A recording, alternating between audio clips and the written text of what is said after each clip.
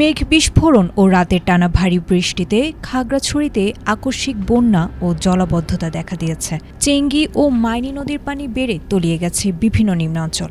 পানিবন্দী হয়ে পড়েছেন বহু পরিবার। শুক্রবার মধ্যরাত থেকে শনিবার ভোর পর্যন্ত কয়েক ঘণ্টার ভারী বৃষ্টিতে খাগড়াছড়ি ও দীঘিনালা সহ জেলার বিভিন্ন এলাকায় পাহাড়ি ঢল নামে।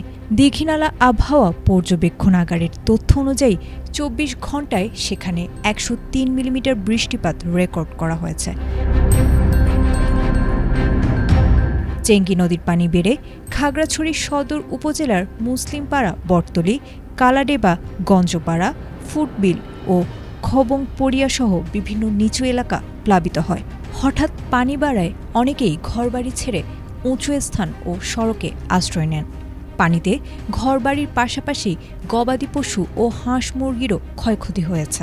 অন্যদিকে মাইনী নদীর পানি বেড়ে দীঘিনালার নীলমঞ্চল, মেরুংসহ বিভিন্ন এলাকা প্লাবিত হয়েছে। পানির নিচে তলিয়ে যায় দীঘিনালা চৌমুহনী স্টিল ব্রিজের দুই পাশে সড়কসহ কয়েকটি সড়কের অংশ। তবে বর্তমান যান চলাচল স্বাভাবিক রয়েছে।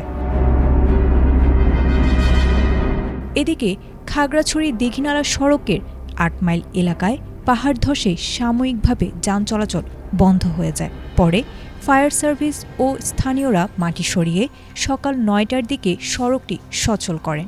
স্থানীয়দের দাবি, কয়েক বছরের মধ্যে এমন আকস্মিক বন্যা তারা দেখেননি। বৃষ্টি হালকা পাতলা হয়, হঠাৎ করে ঘুমে রেখে আপনার এরকম বন্যা হয়ে গেছে।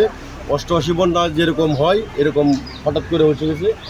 অনেক মানুষের মেশিন আপনার ঘর বাড়ি বেসে নিচ্ছে। আমরা হঠাৎ করে বলতে পারি না, এরকম বন্যা চলে আসছে যে আমাদের। কালকে হঠাৎ করে বৃষ্টি হয়েছে আর আনকা মানুষের যাবার কোনো রাস্তা নাই, কিছু নাই।